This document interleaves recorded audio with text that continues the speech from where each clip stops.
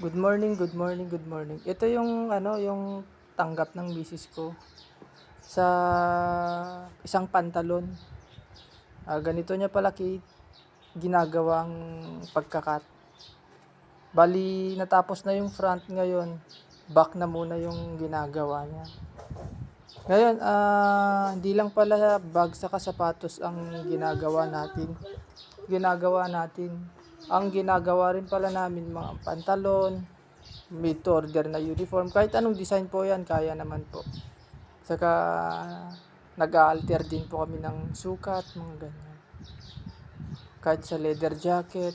Bali pag sa leather jacket naman, pinagtutulungan namin yan. Pero hindi lang po rush. Hindi po kasi kami tumatanggap ng rush pag sa mga alter na leather jacket. Pagka repair lang pwede. Tulad ng sleeve change, mga patches, mga ganyan. Pwede nating iparush. Pero pagdating sa mga alter, medyo matagal kasi. Marami pang mas inuuna. Ayun, ito na yung ginagawa ng misis ko.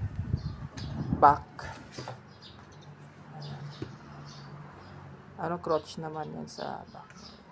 Crotch tawag ganyan eh. Crotch.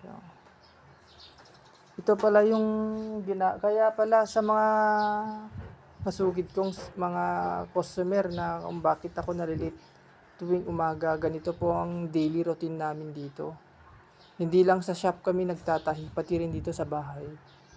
Kaya sa mga customer na minsan naghihintay ng matagal dun sa shop, pagpasensyahan nyo na po yung oras na pagpasok ko kasi may ganito po kasi ginagawa ko.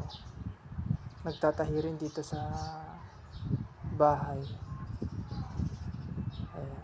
Sa mga gustong magpagawa ng pantalon nila, kung sino man yung makapanood dito, pwede kayong dumirekta sa aking shop para masukatan po natin yung sukat yun, mapagawa natin ng uniform. Ito na lang kasi yung hinihintay ko para alis na ako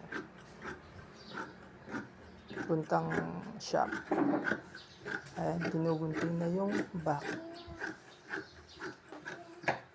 Ayan.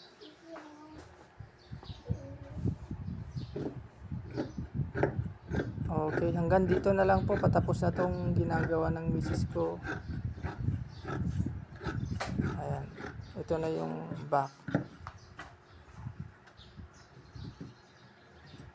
Patapos na siya. Yan ba, may ano pa yan, yung strap niya, wala na.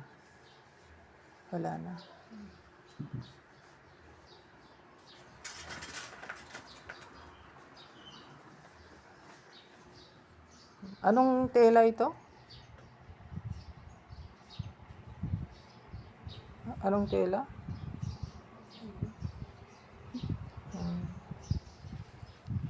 Ito yung ginagawang slacks sa uniform, ha?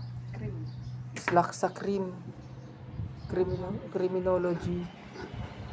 Saka uniform din ng high school ko na, di ba?